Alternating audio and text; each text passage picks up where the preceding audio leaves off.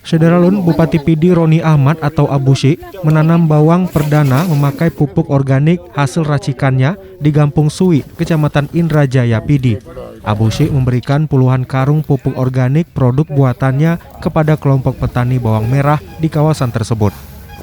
Lokasi penanaman komoditi berada di lahan seluas 5 hektar itu disulap menjadi area tanam bawang tanpa menggunakan pestisida yang ramah lingkungan. Saat tanam perdana bawang merah, Abu Syik turun langsung bersama sejumlah petani yang didominasi kaum Hawa. Dengan memakai baju dinas dan kopiah merah ciri khasnya, Abu Syik meletakkan biji bawang ke dalam lubang tanah.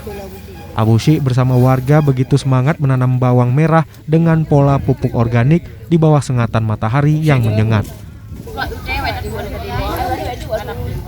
Dari Sigli, Muhammad Nazar, Serambi On TV.